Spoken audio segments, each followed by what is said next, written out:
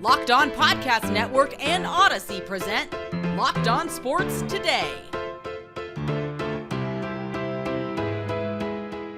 The LA Dodgers lost arguably their best postseason pitcher to season-ending surgery.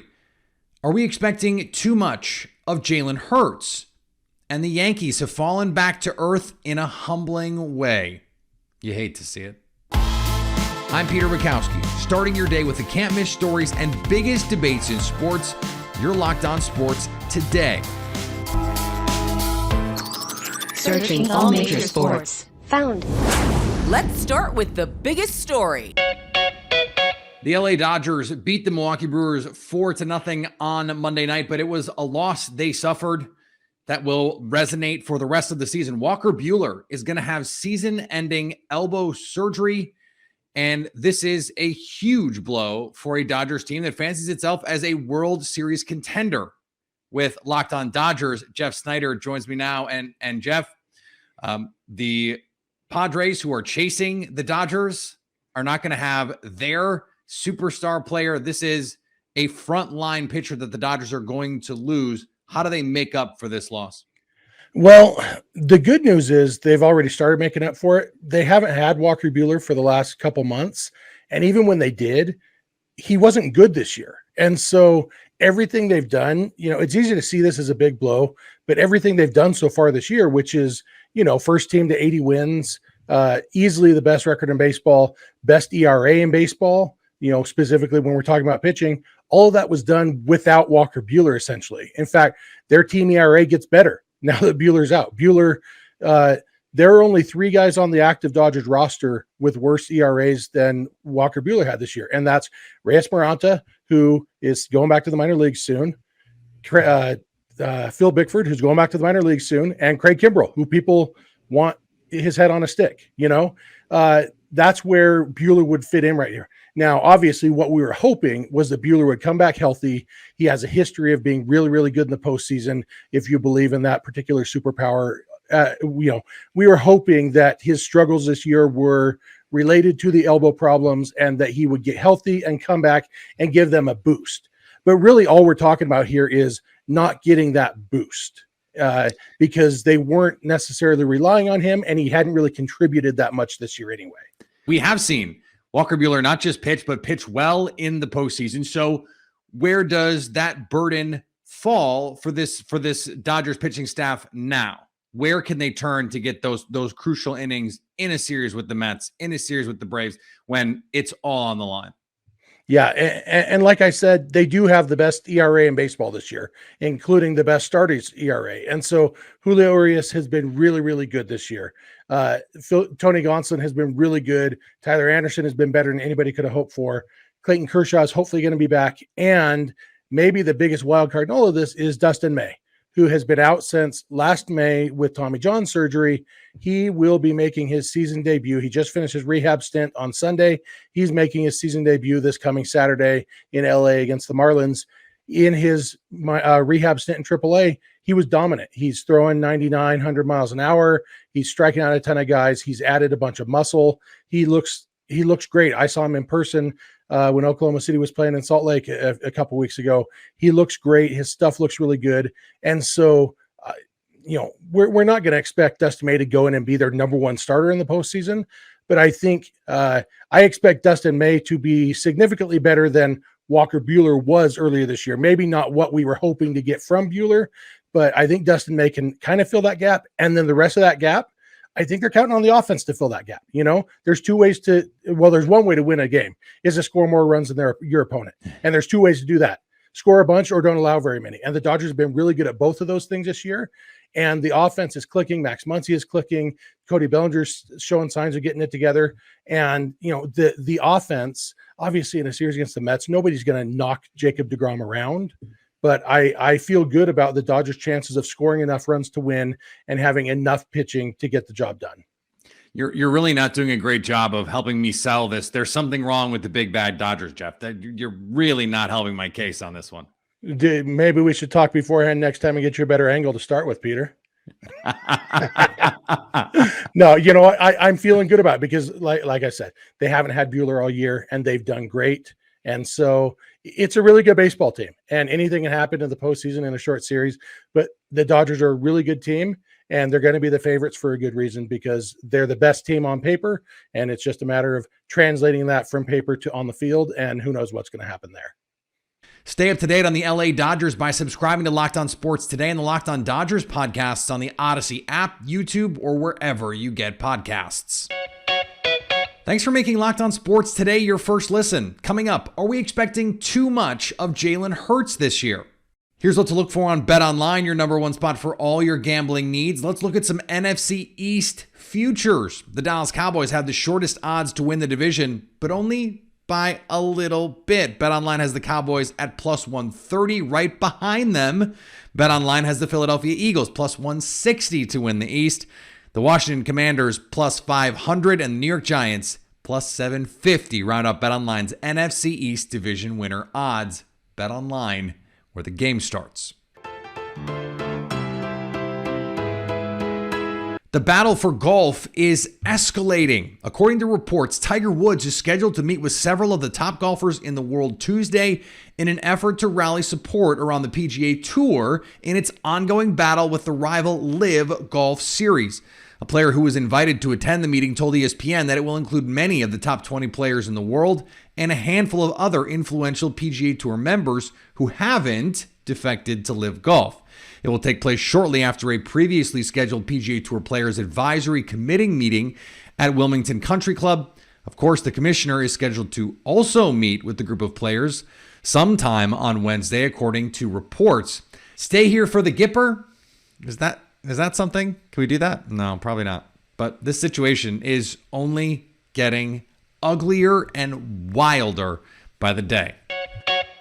Brooklyn Nets all-star guard Ben Simmons and his former team, the Philadelphia 76ers, reached a settlement agreement on the grievance Simmons filed to recoup a portion of the nearly $20 million withheld from him as a result of his failure to play games in the 2021-2022 season. You know how you get paid to do a thing, and if you don't do the thing, you don't get paid.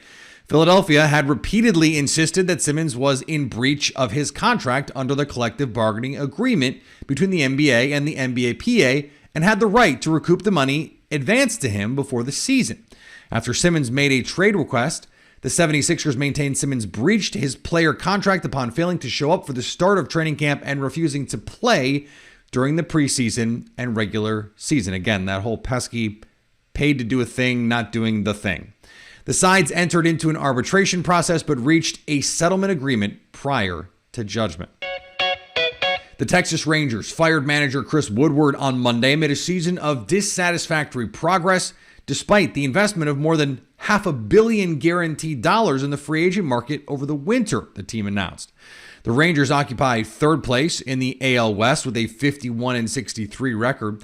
Woodward, after his fourth consecutive year with a losing mark, will be replaced by third base coach Tony Beasley, who has been named interim manager through the remainder of the 2022 season. The Rangers have played far better than last year's 60-102 record, but their 6-24 record in one-run games would be the second worst single-season winning percentage in such finishes since 1900. A lot has happened since 1900. A lot of baseball has been played since 1900. That's really bad. And on the diamond, the Seattle Mariners took on Shohei Ohtani and the LA Angels. Well, if you want to get an idea of what it's like to root for the Angels in 2022, just watch the highlights from Monday's game against the Mariners, but just watch the highlights from the ninth inning. Hey everybody, it's Mike Frisch, one half of Locked On Angels, and Monday night's game against the Mariners was actually a really great game. Shohei Ohtani was on the mound. He went 6 innings. He struck out 8. Luis Castillo was on the mound for the Mariners, and he went 6 innings, and he looked incredible, struck out 9, and it was a 2-2 ball game until the 9th inning, and then the Angels just completely fell apart. 2 errors. They didn't have somebody covering home plate, and the Mariners ended up scoring 4 consecutive runs, and they won the game 6-2. It's been a tough season in Anaheim, and this game is a great example of why it's been so tough. And it wasn't just on the players, but it was also on the manager, Phil Nevin. He doesn't bunt runners over. He doesn't pinch hit for somebody, and then this person that he doesn't pitch in for, Steven Duggar, watches a fastball go down the middle of the plate with runners on and the potential to win the game. It's a mess, and we can't wait for this season to end and start fresh next season. We're going to talk all about it on Locked On Angels, and we hope that you'll join us. Last season, the Philadelphia Eagles made a surprise trip to the playoffs, and then in the offseason made some splash moves, including going out and trading for star receiver A.J. Brown. Jalen Hurts, a lot on his shoulders this season. He goes out in his first preseason game and starts a perfect 6 for 6, leads a touchdown drive, and now we are off and running with the Eagles hype train, maybe driving the Eagles hype train. Our friend Gino Camilleri from Locked On Eagles. Gino, when I look at this team, I see a team that can go as far as its quarterback will take it. Set reasonable expectations for Jalen Hurts for me this season. I would say reasonable expectations are to believe that he can get you to a playoff game and at least win you one playoff game. And you look at the outlook of the NFC as a whole, this time last year, I would say it was a lot more competitive than it is now with the landscape at quarterback. You look at the Packers, you lose a guy like Devontae Adams. There's a lot of playmakers that have left this conference. Had to bring up the Adams thing, didn't you, Gino? I had to. He's my favorite. I'll be sad to see him leave the NFC as well. But you look at the landscape as a whole, and the Eagles, who, in my opinion, and if you look on paper at all the additions they've made, have improved while these other teams, even in the division as well. You could say Dallas has taken a step back. Who knows what the Giants are going to be in year one under Brian Dable, and Washington, much like with the Eagles and Jalen Hurts, who knows how far Carson Wentz could take them or limit them. So look at what the Eagles have, and you bring in A.J. Brown to complement Devontae Smith. You bring in Jordan Davis to be that piece to the defense, which will open up the rest of the chessboard for all of the other guys to operate in one-on-one situations. And you might have lucked into arguably the best draft pick in Kobe Dean, who, if perfectly healthy, is a first-round caliber player who will start right away that you got on day 2 in the 3rd round, which is truly unbelievable. And that all sets up the Eagles for a situation where you're saying you got to the playoffs last year, you had a letdown against Tampa Bay, who is one of those upper echelon teams. Did those moves get you to maybe the next step? I don't know if they're Super Bowl contenders just yet, but a playoff win at the end of this season, I believe that's exactly where Jalen Hurts' trajectory should take them. So I think if this team does not get to where you're saying, if they don't get to where they want to go, let's say win the division or at least get to the playoffs and win a game, I think it will be because Jalen Hurts is not the guy that the Eagles hope that he is. Do you see it the same way? If they don't meet expectations, why would that not be theoretically? I would say you have to look first, of course, at the quarterback situation. And I use this analogy on my show a lot. It's like in Formula One. These companies like Mercedes, Red Bull, they set up these cars with multi-million-dollar engines and they fine-tune them. And sometimes the guy driving the car isn't the correct individual to be behind the wheel. The Eagles have brought in A.J. Brown. They have one of the best offensive lines in football with Devontae Smith and Dallas Goedert and the plethora of other weapons they have, as well as an improved defense. The guy driving the car, if he keeps them on the tracks and keeps them in the right lane and doesn't steer to the side and put them in a wall, I think that's where Jalen Hurts can take them. Now, you can't put it all on one guy. This isn't the NBA. I would say if they were to go below expectations, the quarterback would be number one.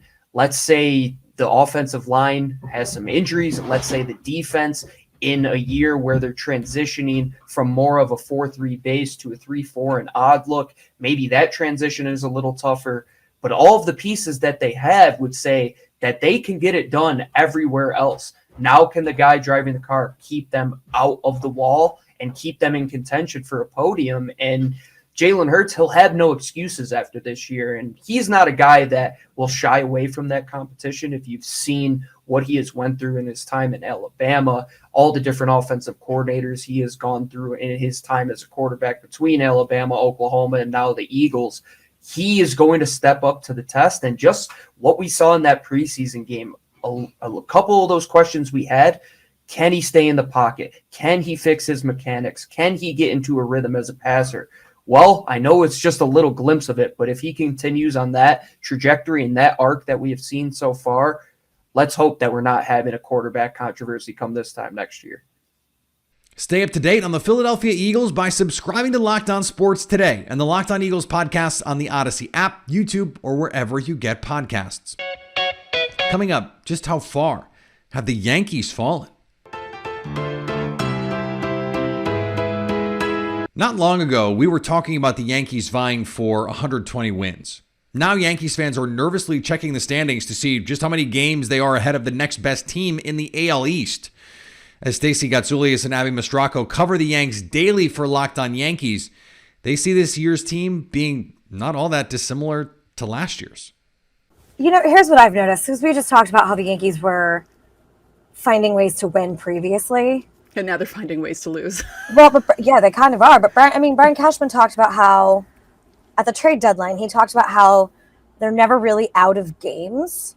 But now they're, and that's true for the most part, because some of these losses were tough, close losses. You look at that loss against Seattle last week, that marathon game. But when they lose, there's a few losses where they're just getting thumped now.